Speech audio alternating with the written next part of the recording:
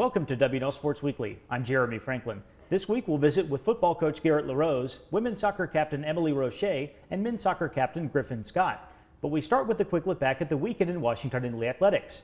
Women's soccer remained unbeaten with two lopsided wins, 5-0 over Meredith and 5-1 against North Carolina Wesleyan. Men's soccer beat Bridgewater 4-0 and then drew 1-1 with Christopher Newport on the road. Volleyball improved to 12-2 with home victories over Mount Aloysius and William Peace. Field hockey fell 1-0 at Christopher Newport, while women's cross country placed second overall at Haverford's Mainline Invitational. In women's tennis, Taylor Garcia led the Generals by advancing to the quarterfinals of the championship singles bracket at the ITA Southeast Regional Tournament in Fredericksburg. And football opened up ODAC play by rolling past Guilford 52-14. Joining me now is football coach Garrett LeRose. Garrett, welcome to the show. Thanks for having me, Jeremy.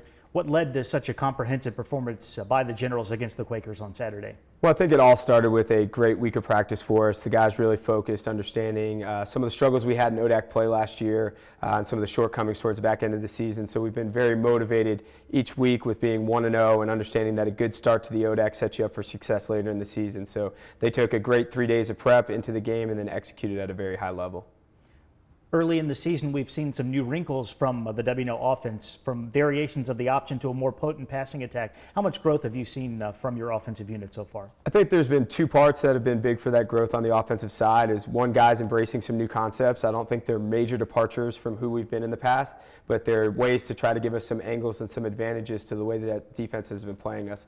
The second is just really being committed to some of our fundamentals.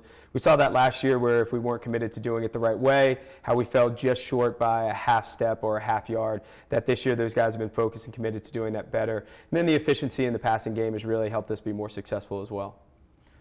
The Generals defense has been especially good at neutralizing your opponent's ground game. You lead the ODAC in rush defense. What's working well on that side of the football? Well, I think our defense really focused this offseason on how to build on being a very good defense in the ODAC. They've led the ODAC in several statistical categories for the last few years running, and they said, where can we improve as a defense? And I think one of the biggest things we've seen is just the overall effort and intensity running to the football. And certainly when you talk about neutralizing the run game, that's really an effort-based thing for us. And the guys have done a really great job, both as a staff and defensive side, of taking pride in doing that, not just having the accountability side, but having pride in being a aggressive, fast, and fast-flowing defense this year.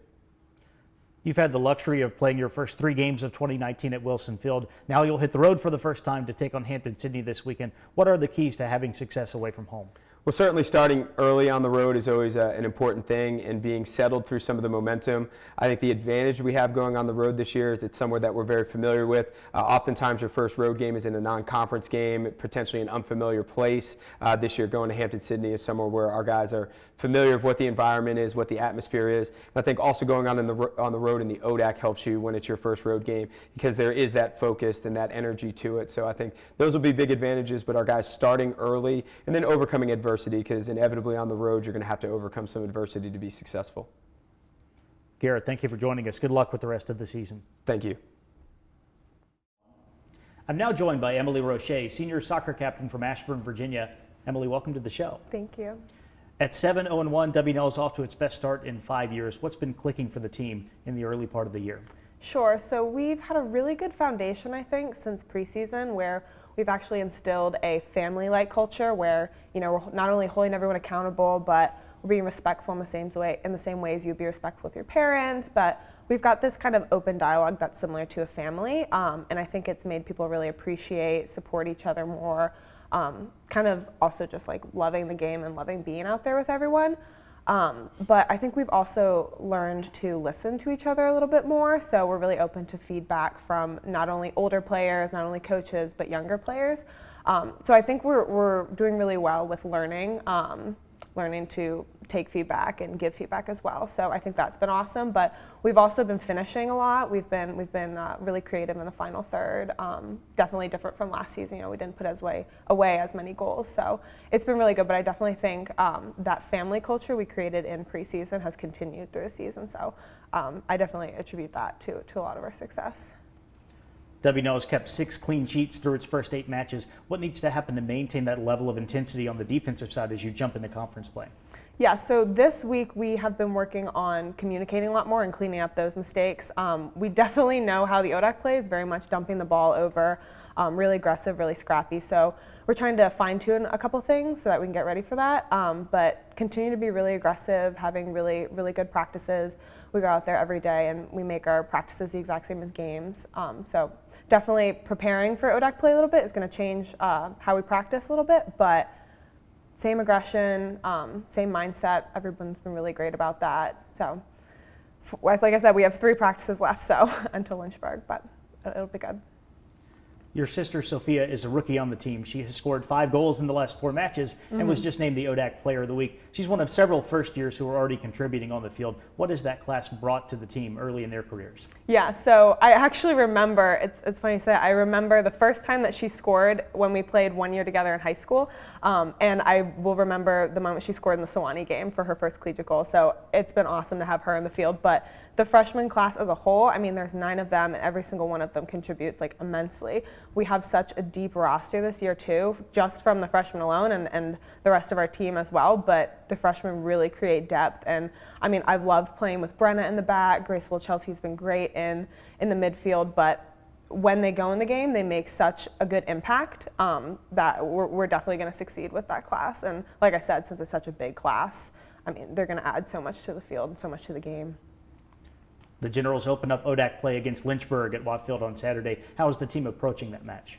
So very much excited, very, very amped up because they are usually first seed, second seed, defending NCAA championships from past years. But we're focusing on taking every game for what it's worth and not, overthinking just Lynchburg.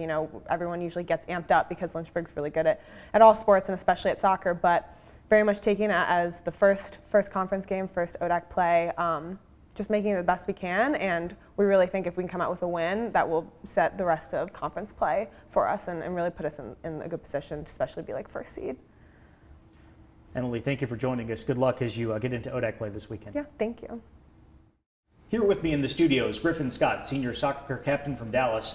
Griffin, welcome to the show. Thanks for having me. W&L enters the week ranked 4th in the country. You've gone 6-1-1 against a very tough out-of-conference schedule. What's led to the general success early in the year? Yeah, I really think it's twofold.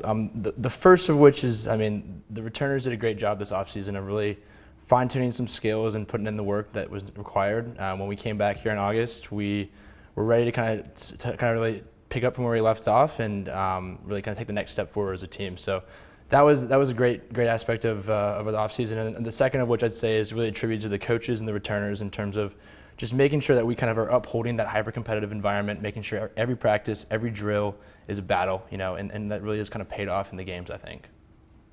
W&L graduated a very accomplished senior class, a group that in many ways set new standards for what's expected of the men's soccer program here. As a team captain this year, how are you looking to maintain that level? Yeah, so I think, given how well that class had done and the records they set, I think they really laid the foundation for kind of how a nationally competitive program should kind of uphold themselves and should act day in and day out. And so as a captain this year, I've really been kind of trying to follow that blueprint and also kind of refine things where I feel necessary. Given that we only have 3 seniors, it's obvious that we all have kind of need to fill bigger roles, kind of assume more responsibility, and really use our experience to kind of enact a sense of leadership on the team and kind of mentor the younger guys. So we've tried to really kind of hone in on that. Several first-year players have already worked their way into the rotation. How has that group meshed so quickly with the W&L program? Yeah, again, so one of the things I said to the guys early in the season was that given how many people graduated last year and how many starters we lost, there was going to be a lot of question marks coming into the season, and there was going to be a lot of playing time up for grabs. And so that kind of just instilled some sort of hunger in that freshman class, and they really have thrived with the opportunity. They have a great level of talent, and I expect big things from those guys moving forward, not just this year. And whether it's a hot take or not, I really do expect some of those guys to maybe surpass and really even beat some of those records that class last year set. The Generals are the defending ODAC champions and the preseason favorite to win the conference this year. How do you cope with that kind of pressure in your ODAC matches?